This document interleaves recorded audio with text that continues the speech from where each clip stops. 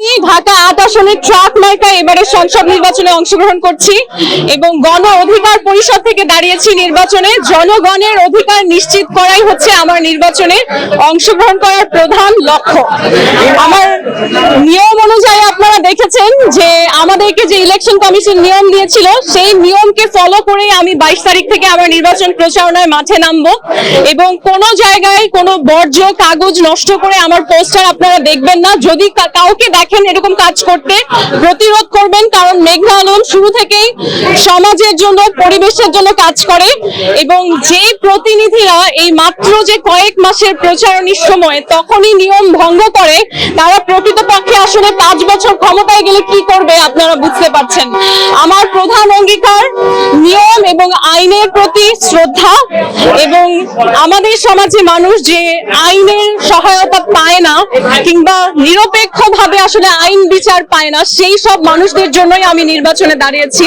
যেই সমস্ত মানুষ যে কোনো ভাবে কোনো প্রভাবশালী কোনো রাজনৈতিক ক্ষমতার কবলে কিংবা যে কোনো ভাবে শুধুমাত্র দুর্বল হওয়ার কারণে আমাদের সমাজে অত্যাচারিত, সেই সমস্ত মানুষের কণ্ঠস্বর হিসেবে আমি সংসদে যেতে চাই এবং আমার নির্বাচনে আমি অনেকগুলো প্রস্তাবনা এবং বাস্তবায়ন করার পরিকল্পনা ও টিম নিয়ে এসেছি। এই যে আইনের সহায়তার কথা বলি, তার জন্য আমি অলমোস্ট 60 জন আইনজীবীদেরকে নিয়ে পথে নামছি এবং আমি যদি 5 বছর সংসদে বসার সুযোগ পাই, এই সমস্ত সময় ধরে আমার যে আইনজীবীদেরকে নিয়ে আমি দল গঠন করেছি, তারা মানুষের জন্য ফ্রি ভলান্টারি সাহায্যে এগিয়ে আসবে, যাতে করে সমাজে আইনের প্রতি মানুষের আস্থা বাড়ে।